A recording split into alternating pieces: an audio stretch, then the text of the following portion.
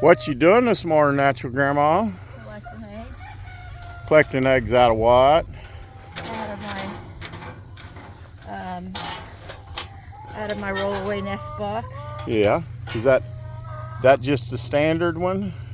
I believe so. Yeah. So it sticks all the way out the back. And then when we put the hen gear ones in, they set partly in front.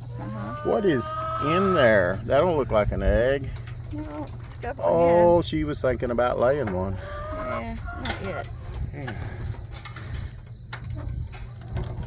They all kind of roll to the one side. Do you know why they do that? Because they lay more on that side. You think that's it?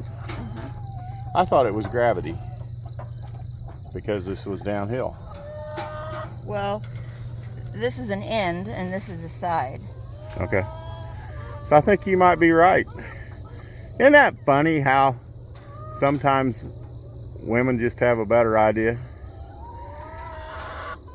Laura, you are right.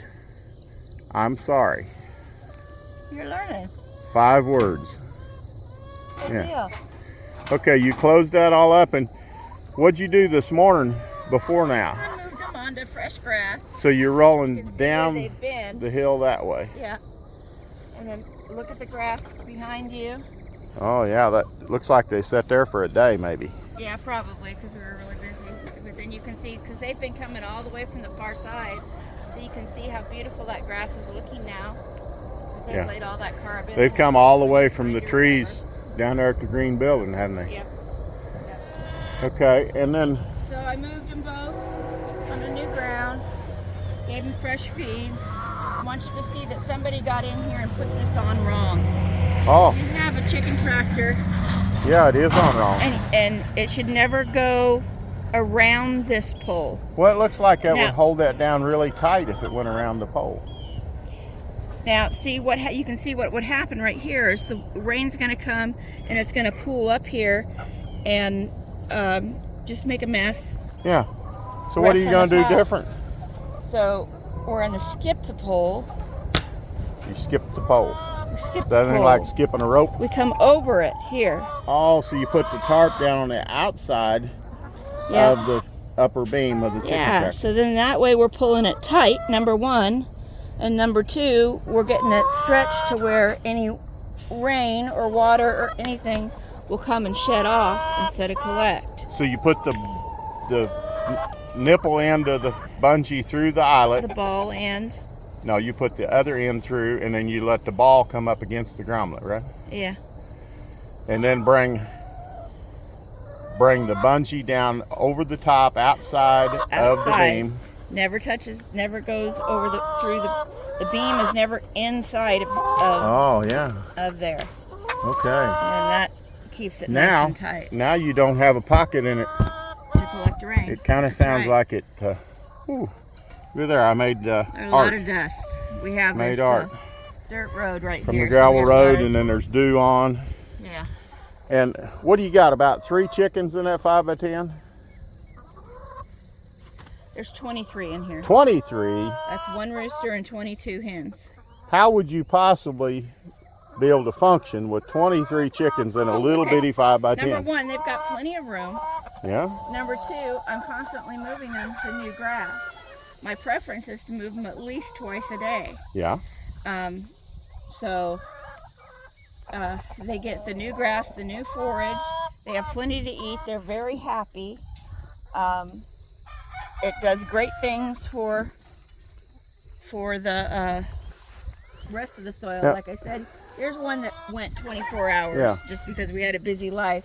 But here you can hardly see what's going on. It's because they were moved either 2 or 3 times a day. I think we've only been doing 2-day moves. Why is it that you want that carbon down to the ground?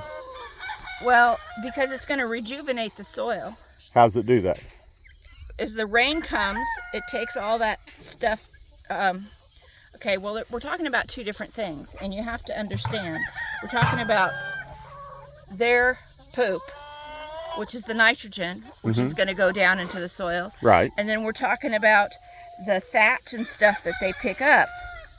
That's also going to go down into the soil. But their feet trample that carbon down. Right, they trample it down, and then it's going to decay, and it's going to be just as though it were a mini compost bed going through here. So it's like a mini spread of compost in place as you're going. It's got the nitrogen and it's got the brown matter, and it's going to feed the soil. It's going to bring the earthworms up to so there's other things come to the party. There's so many microbes down in there, and what nobody gets is that we are what we eat, but more than that, we are what we eat eats. Okay? So what we eat are the hens and the eggs. They eat this. Okay. So this has to be healthy for them to be healthy. But in order for this to be healthy, the ground and the soil that's underneath it has to have all the active microbes and nutrients and everything in it. And if you continually spray this with stuff, you're killing all the natural microbes. If you're eating food grown on land that has been constantly sprayed with whatever you want to think of to spray it with, for whatever reason, you're killing the life, the biology of the soil. And without the biology of the soil, you get an inferior forage. And if you have an inferior forage, you're going to have an inferior product, whether it's egg, chicken, turkey, cattle, whatever it is that you eat that eats that forage. Seems to me like we should maybe change our name from chicken tractor to microbe tractor. Because that's really, we're tractoring the ground that the microbes and the earthworms are going to utilize. I wanted to show our viewers what it looks like, grass that's like a month behind the tractors. I wanted to walk on the other side of that Kubota and just show them the clovers coming. Yeah, don't forget your eggs.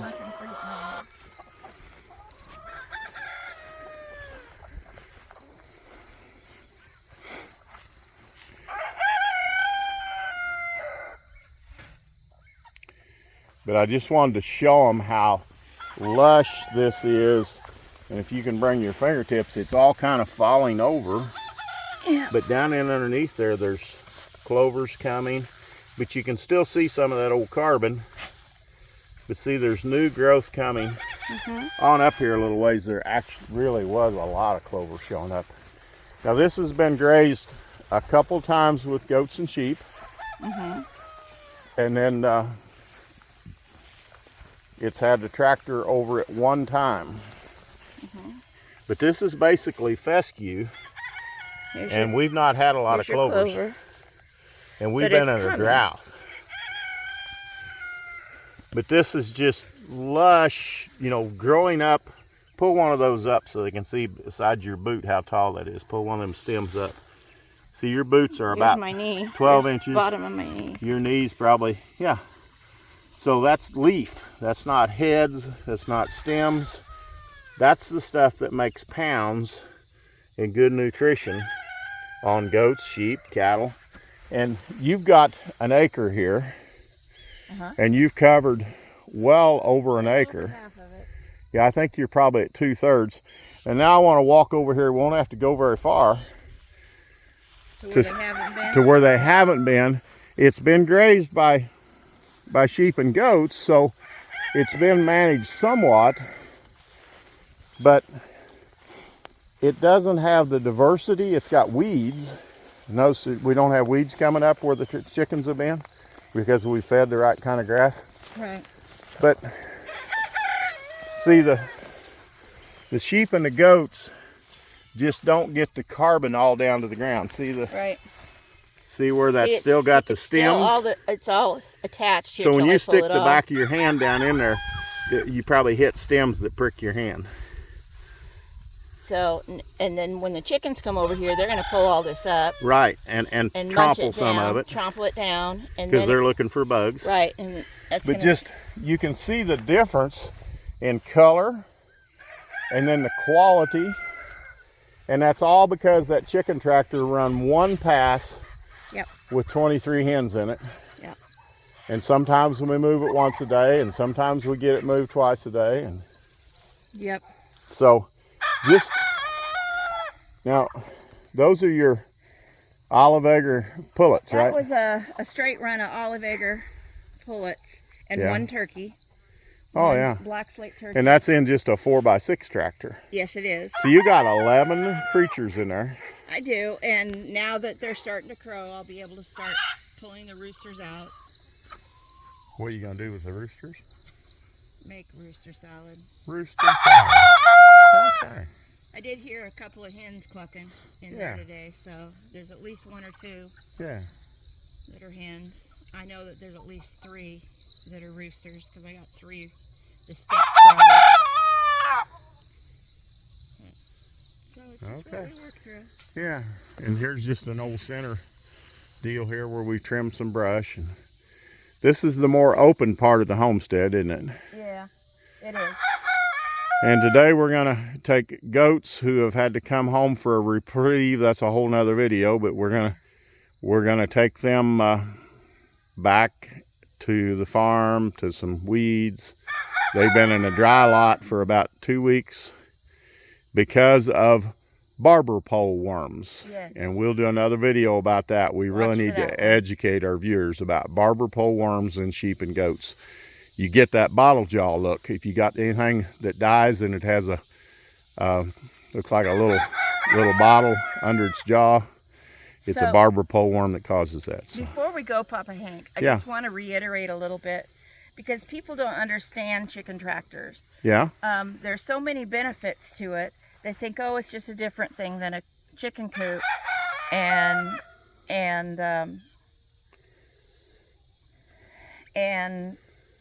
I work just a little bit differently, or the work is differently. But it's not. We're not only chicken ranching, raising chickens when we're doing this, but we're also farming.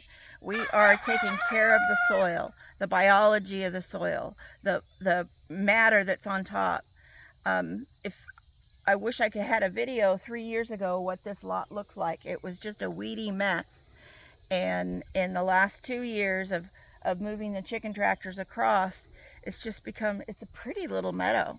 Mm-hmm. And you can see the color in the background there. And that is because of what's happening in the soil, because of what we're doing with the chickens. And that's so important. Yes, it is important to know how to grow your own food, but it's even more important to understand how to take care of your land so that you are growing healthy food and not nutrient dense food, not nutrient depleted food. And that because this is the only way that you're going to be able to self-sustain. You can come in here and farm this, and then you're going to have to continue to add stuff to it all the time to take back all the minerals and everything that you're robbing, and try to mimic the soil biology with chemicals, with sprays and everything else. Or you can do it God's way, the way He created for nature to work. By movement of animals. I know they're not free ranging. Well, there's a reason they're not free ranging. Number one, I can control where they are, and now they're predator safe. Okay, because if I let them free range this whole area, they'd pick 1 or 2 areas, pick it down. They wouldn't move around. They wouldn't put their nutrients in a measured plot like I want them to do. And they would get picked off constantly by raccoons and neighborhood dogs and possums. I don't know if possums eat. Yeah, they do. But the eggs and the chicken. Those are all things that we have in coyotes. We have coyotes right here. Town dogs. We are on the edge of town, but we have had coyotes right out our front door. Bobcats. So they're safe. I know that my chickens are safe. I know that I am doing everything I can to make healthy ground and to make the healthiest food product that I can. Yeah. And that's the thing about chicken tractors. That's the thing that you need to know. So where are you going to see everybody this weekend? At the Ozarks Homesteading Expo in Marshfield, Missouri. Ozark Homesteading Expo. Yes. Marshfield, Missouri. It's going to be amazing. Joel Salatin is going to be there. Joel is coming from Virginia. He is. A very huge group of very educated people in all aspects of homesteading, like keeping, chicken processing, probably pig processing, cattle, goats, sheep. You'll find everything that you want there. Plus you'll find vendors that will teach you how to live off the land, how to live off grid even if you want. Natural, Grandma. It's just amazing. I'm not sure I want to go. Papa Hank, you don't have a choice. Honey, I'm kind of used to telling people how to use a chicken tractor and doing a little presentation at the Ozarks Homesteading Expo. I did that the first year. I showed people how to use tractors. And for some reason this year, I've been told that I can't present about chicken tractors, and I don't understand why. I don't know why this year I don't get to present, so I don't really know if I got a purpose to go. You have a purpose to go. Well, who's going to present about chicken tractors if I don't? Joel Salatin. He knows about chicken tractors? He invented chicken tractors. What's he know about aluminum chicken tractors? Well, we're going to tell him. Ooh. He's going to know everything we show him. Huh. He makes his, he has his own sawmill and his own woods, and he just makes his from these woods. So and that's fine to do that, and it's a very efficient, cost-efficient way to do it. The one thing is that they're heavy. Yeah. And old people like me in my 60s and you in your 60s have a hard time because we don't have the kids around us, or we don't have the big helpers. We don't have the big farm that we have the helpers. We don't have interns. No, we don't. So this is something that's manageable for us. Yeah. And it does pay for itself. When you think of what it would cost to put fertilizer down on this, if you wanted to grow something, or it's definitely paid for itself. Honey, is Mac a chicken guard dog? Well, he thinks he'd like to be a chicken taster. A chicken taster. Yeah. But he don't get in there? Nope, he can't. He can't get your turkey. He cannot. If you look right through the wire there, I think he's inspecting them. Yeah, he's inspecting them. Mac, what are you doing? So I just looking, Dad. I just looking. No. Okay, that's better. Well, at Natural Grandma, we hope you are having this great a day. Good, great. Both. It'll be a great day. I'm going to reach for it. All right. See y'all at the Ozarks Homesteading Expo. Be there or be square this weekend, Friday, Saturday, Marshfield, Missouri. We'll be there with a semi-load of chicken tractors. Come and get yours. Natural Grandma, Papa Hank. Having a great day, she says.